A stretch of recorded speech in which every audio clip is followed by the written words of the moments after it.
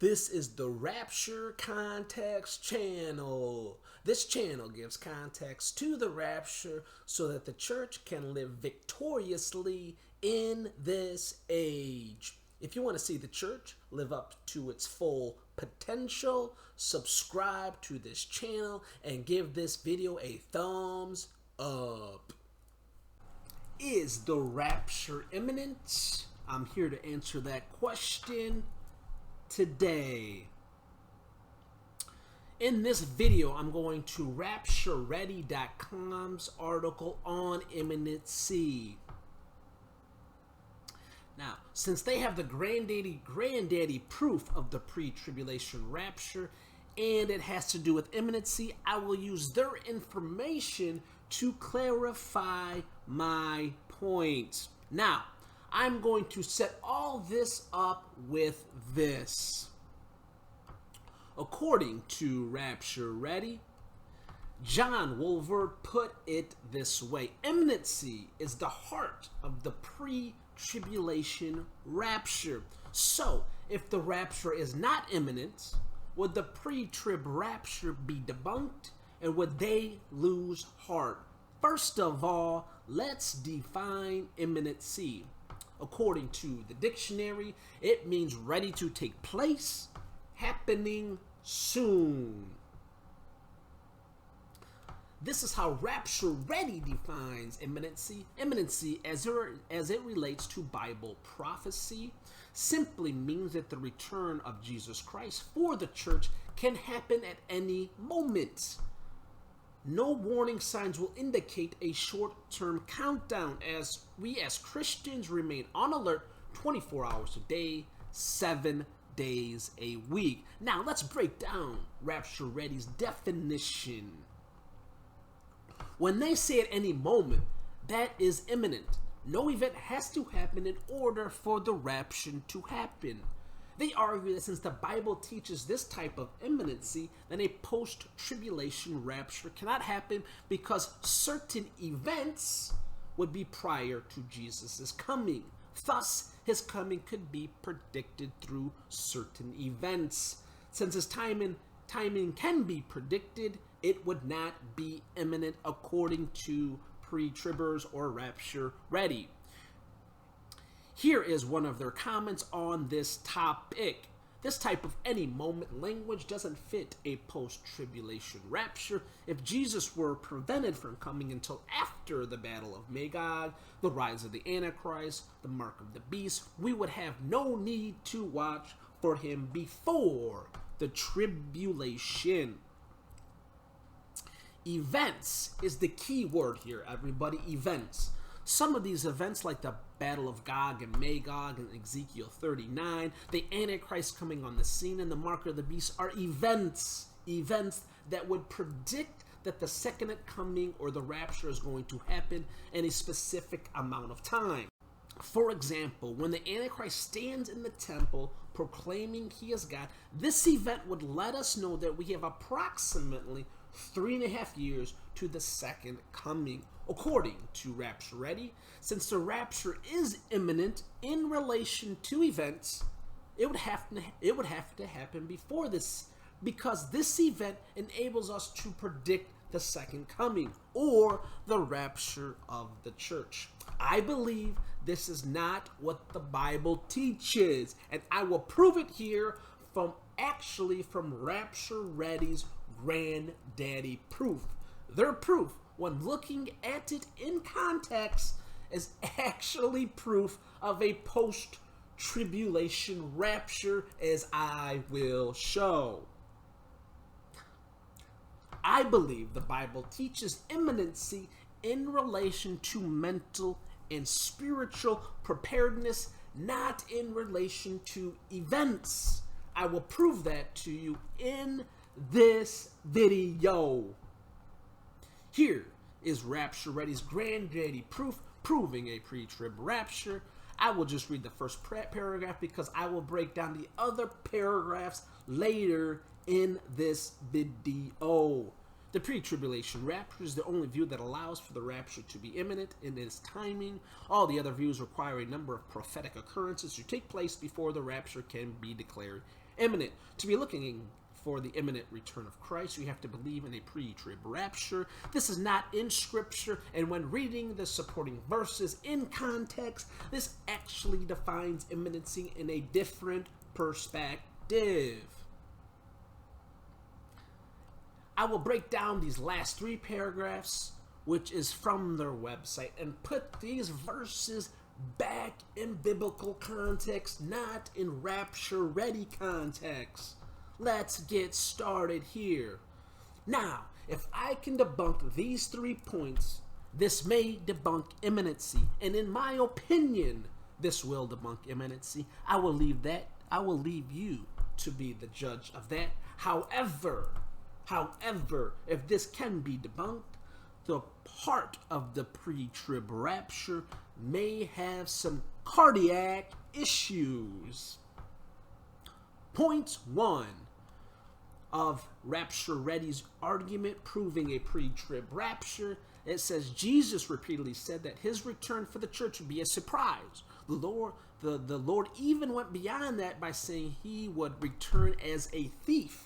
When believers, I don't know about that. When believers generally won't be expecting him to come for them. Does Jesus come as a thief to the true believing church? I'm scratching my head on that one. 1 Thessalonians 5, 1 through 4. But concerning the times, the seasons, brethren, we have no need that I should write to you. For you yourselves know perfectly that the day of the Lord so comes as a thief in the night. For when they say peace and safety, then sudden destruction comes upon them.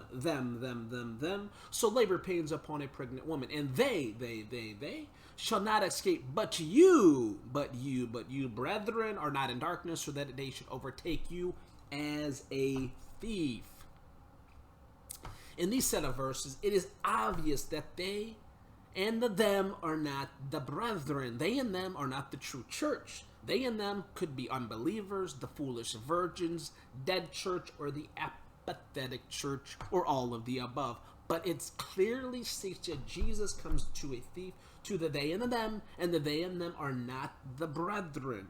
But you, brethren, are not in darkness, that the day should overtake you as a thief. From this text, it is clear that Jesus does not overtake the brethren as a thief. Revelations 3, 1 through 4. I will just read the red portions. But you are dead. Let's go to the blue part. Therefore, if you will not watch, I will come upon you as a thief. In Revelations 3, 1 through 4, Jesus will come upon the Sardis church as a thief. However, this is a dead church. He only comes as a thief to those who are not watching, as verse 3 states. And the true church is supposed to be watching, so he does not come to them as a thief. Revelation 16:15, behold, I am coming as a thief. Blessed is he who watches and keeps his garments, lest he walk naked and they see his shame. If we take this in context with other verses such as Revelation 3, and in addition to the surrounding text of this verse, this is clearly talking about the one who is not watching. Number 2. But of that day and hour knoweth no man. No, not the angels of heaven, but my Father only. Watch therefore, for ye know not what hour your Lord doth come. But know this, that if the good man of the house had known in what watch the thief would come, he would have watched and would not have suffered his house to be broken up. Therefore be ye also ready, for in such an hour as ye think not, the Son of Man cometh. Who then is the faithful and wise servant, whom has the Lord made ruler over his household, to give him the meat and do so? Blessed is the servant whom his Lord, when he cometh, shall find so doing. Matthew 24 through 36. No one knows the day or the hour. This verse has nothing to do with imminency. No one knows the day or the hour is an idiom for the Feast of Trumpets. And a lot of pre-tribbers believe this as well. This is not a post-trib revelation. I've heard various pre-tribbers make this claim. A pre-tribber cannot believe in imminency in relation to events and believe that the rapture happens on the Feast of Trumpets, because the Feast of Trumpets is an event that we look forward to. Again, let's read their definition. Imminency, as it relates to Bible prophecy, simply means that the return of Jesus for the church cannot happen at any moment. No warning signs will indicate a short-term countdown. We as Christians remain on alert 24 hours a day, 7 days a week. Pre-tribbers have to stop believing in their definition of imminency, or stop believing that the rapture happens on the Feast of Trumpets. You cannot believe in both of these at the same time. It's impossible. Now let's read more of their granddaddy proof. Let's read Matthew 24, 42 to 51. But look at what Rapture Ready did. They only want you to read verse 46 and 47. But to put this in proper context, you have to read 47 through 51. Now, I'm just going to read the red portion. You can read the rest. My master is delaying his coming, and he begins to beat his fellow servants, to eat and drink with the drunkards. The master of the servant will come on a day when he is not looking for him, in an hour that he is not aware of. And I will cut him in two and appoint him with his portion. With the hypocrites, there will be weeping and gnawing of teeth. What does this mean? That he will come at an hour he does not expect him to come. This is not the one who is watching and doing. This is the one who is beating and drinking with the drunkards. It has nothing to do with imminency according to the definition on Rapture Ready. It has to do with mental imminency, or the ones who are not watching. These are the ones that Jesus comes to as a thief. Look at what it says in verse 48, which was left out in the granddaddy proof. Verse 48 says, but if the evil servant says in his heart, my master is delaying his coming. This master was delaying his coming as they stopped watching, started abusing their fellow servants, started to eat and drink with the drunkards.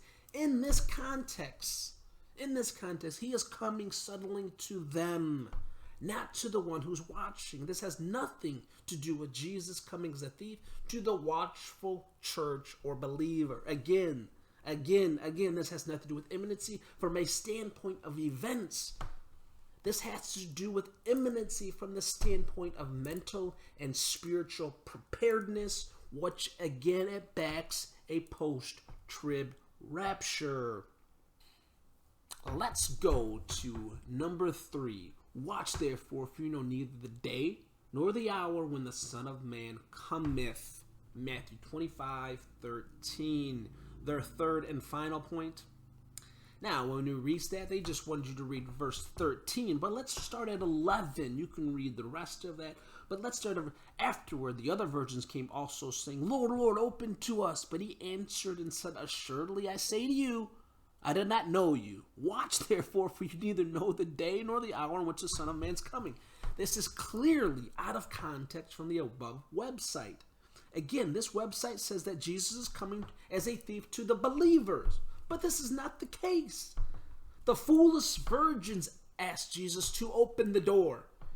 And this is Jesus' response to the foolish virgins. Watch therefore, for you neither know the day or the hour in which the Son of Man is coming. Again, this is more proof that he is only coming as a thief to a church that is foolish, dead, and unbelieving.